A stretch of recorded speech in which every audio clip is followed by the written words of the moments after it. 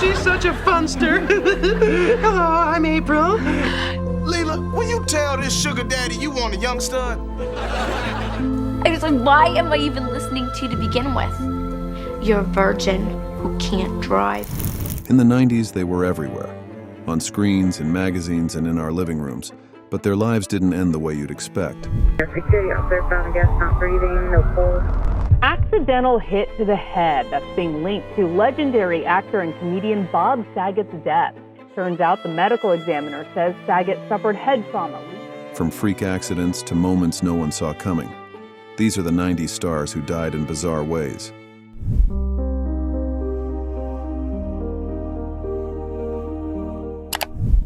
Brandon Lee was born into greatness, the son of martial arts legend Bruce Lee, and carried both opportunity and pressure on his shoulders.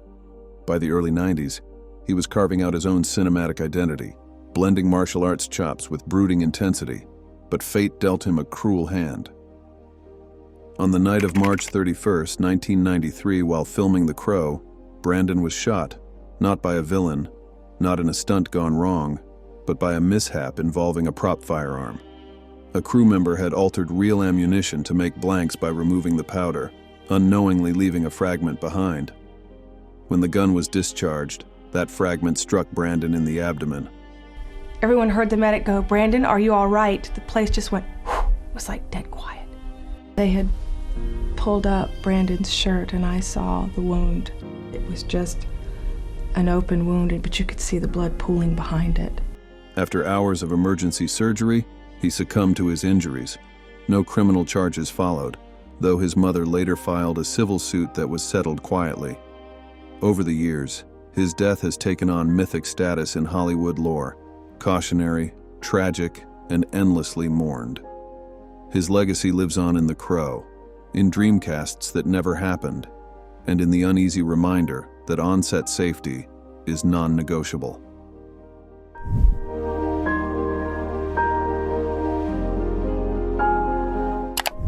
Brittany Murphy's rise in the 90s was fast and unforgettable. From her breakout role as Ty in Clueless to her haunting voice work as Luann in King of the Hill, I met this guy who's so totally amazing. she seemed to embody everything charming, quirky, and cool about her generation. But in 2009, that bright light was suddenly gone, and the questions haven't stopped since. On December 20th, she collapsed in her Los Angeles home and was pronounced dead later that day. My daughter's passed out. Please get here quick. Okay. Brittany, please come back. She was just 32. The coroner listed pneumonia as the primary cause, with iron deficiency anemia and multiple drug intoxication as contributing factors. But the story didn't end there. Her husband died 5 months later, in the same house, from the same causes. Whispers began about toxic mold in their home. At first, her mother dismissed the theory, only to later pursue a lawsuit. The speculation grew. Poisoning? Neglect? Something worse? In 2013, her mother wrote an open letter insisting Brittany died of natural causes, but not everyone was convinced. More than a decade later, Brittany Murphy's death still doesn't feel settled, just sad, strange, and unfinished.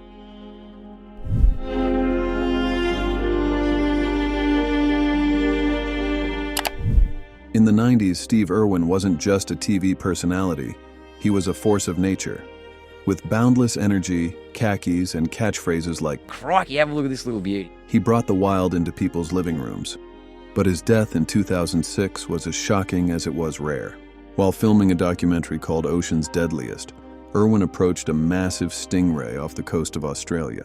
The creature, likely feeling trapped, lashed out, stabbing him hundreds of times in a matter of seconds. One of the barbs pierced his chest, striking his heart. Irwin reportedly pulled it out himself before losing consciousness. He died shortly after, at just 44 years old. Experts were stunned. Stingrays are generally passive. Fatal attacks are almost unheard of. Irwin's death is believed to be only the second stingray-related death in Australia.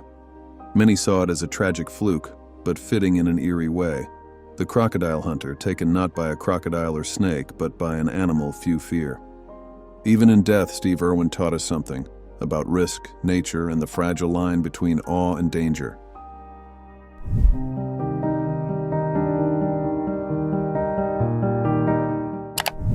Jeff Buckley had the kind of voice that didn't just sing, it soared, aching and angelic. His 1994 album Grace earned cult status, and his cover of Hallelujah is still considered definitive.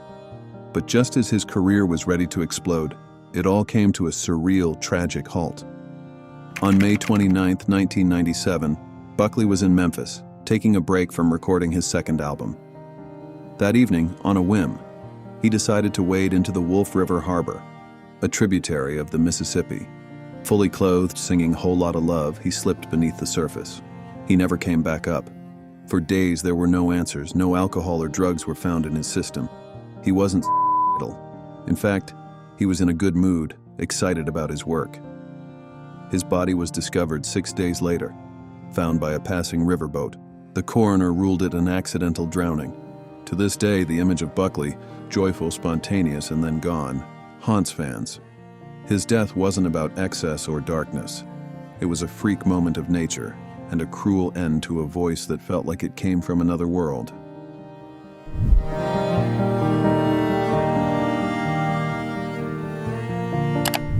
Owen Hart was wrestling royalty, part of the legendary Hart family and a fan favorite throughout the 90s for his technical skill, charisma, and wit. But on May 23, 1999, his career and life ended in a horrifying moment broadcast live to millions. One of the wrestlers, Owen Hart, was going to enter the ring coming down from the rafters. Something went wrong, though, and he fell some 50 feet to his death. That night, at WWE's Over the Edge pay-per-view event, Hart was performing as his comedic alter ego, the Blue Blazer. The stunt involved being lowered from the rafters into the ring via harness and cable. But something went catastrophically wrong. The release mechanism triggered too early, and Hart plummeted over 70 feet, landing chest first on a turnbuckle. He was pronounced dead minutes later, just 34 years old. Fans in the arena initially thought it was part of the show. The broadcast cut away, but the confusion and grief soon became real. WWE continued the event, a decision still criticized. His widow later sued the company and settled out of court. Hart wasn't reckless. He was beloved and professional. His death wasn't just bizarre, it was preventable. A tragic reminder that even in scripted worlds, the danger can be all too real.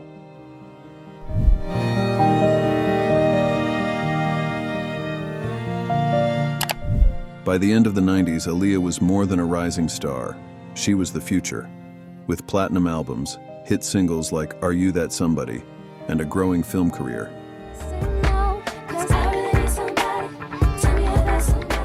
She seemed unstoppable, but on August 25, 2001, her story ended in a way no one could have predicted. After filming a music video in the Bahamas, Aaliyah boarded a small private plane with her crew to return to Miami. The plane crashed just moments after takeoff, killing everyone on board. She was only 22.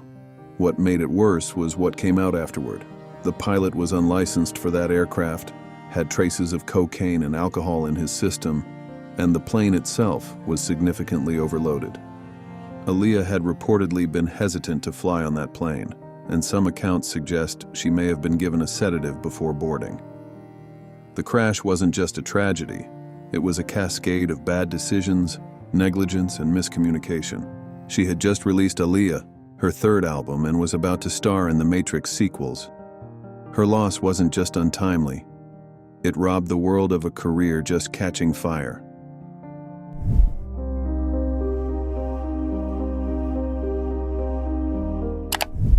Selena Quintanilla was a cultural force, the queen of Tejano music, breaking barriers for Latin artists in the U.S. With her voice, charisma, and crossover potential, she was poised to become a global superstar. But her life was stolen in a twist so shocking, it felt unreal. On March 31, 1995, just weeks before her 24th birthday, Selena was shot by Yolanda Saldivar, the president of her fan club and manager of her boutiques. Selena had discovered financial irregularities and confronted Saldivar in a Corpus Christi motel. That's where Saldivar pulled a gun and fired once. striking Selena in the back. Despite being mortally wounded, Selena ran to the lobby for help, naming her killer before collapsing. We have a woman ran in the lobby, said she's been shot. She's laying on the floor in his blood. She died in the hospital from blood loss, and the world went silent.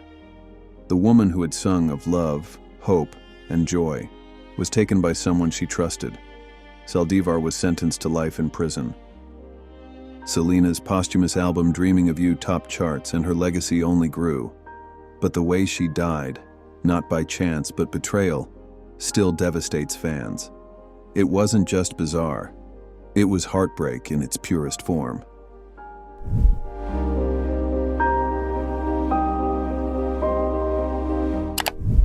Natasha Richardson came from acting royalty, the daughter of Vanessa Redgrave and wife of Liam Neeson, but carved her own path with grace and talent. In the 90s, she won hearts in The Parent Trap and acclaim on stage. That's why her death in 2009 stunned the world, not just because it happened, but how. She was taking a beginner skiing lesson at Mont Tremblant in Quebec when she fell on a beginner slope. It seemed minor at first. She laughed it off, declined medical attention, and even joked with others. But within hours, she began showing symptoms: a headache, confusion. She was rushed to a hospital in Montreal, then flown to New York, but by then, it was too late. She was brain dead from an epidural hematoma. Doctors said a helmet might have saved her. A fall that looked harmless had triggered internal bleeding, silent, then devastating. I was told she was brain dead. And seeing this X-ray was like, wow. Yeah. I told her I loved her, said, sweetie, you're not coming back from this. She was just 45. Her family chose to remove life support, and tributes poured in from across the globe. Richardson's death remains a chilling reminder. Sometimes what seems like nothing is everything.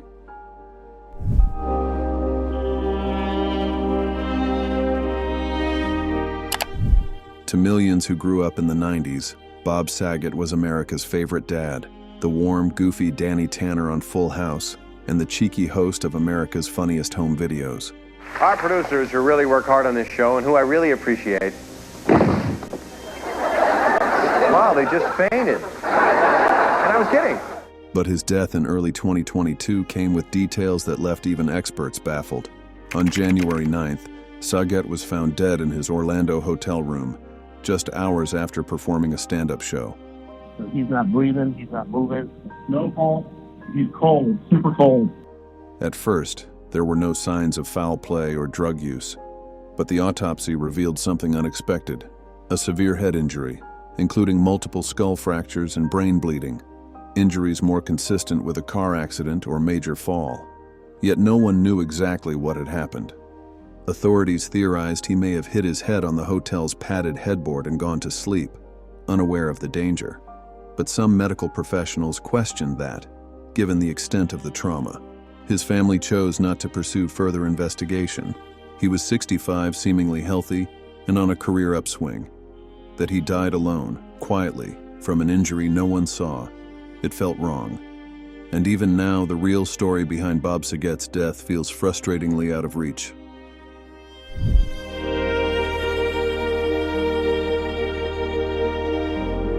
What are you talking about? Leela, will you tell this boy that we have a date? Leela, will you tell this sugar daddy you want a young stud? Merlin Santana was a familiar face in the 90s TV, from The Cosby Show to Moshe and The Steve Harvey Show, where he played the smooth-talking Romeo. Charming, talented, and just 26, he was still building a career that many thought would last for decades. Instead, his life was cut short by a deadly lie. On November 9th, 2002, after leaving a friend's house in Los Angeles, Santana was sitting in a car when someone opened fire. A bullet struck him in the head. He died instantly. But the why behind the murder is what made headlines. A 15-year-old girl had falsely accused Santana of making advances toward her. She told her boyfriend, who, along with another man, ambushed Santana in retaliation. They were both convicted. One received 3 life sentences, the other got 23 years. The girl, though underage, was sentenced to juvenile custody for her role in setting the deadly trap. Merlin Santana wasn't caught in a feud or living recklessly. He was targeted because someone lied. A rising star silenced not by fame, but by jealousy, manipulation, and a bullet fueled by fiction. Fame brought them into our lives, but their endings remind us just how strange and fragile life can be. Some left in silence, others in chaos.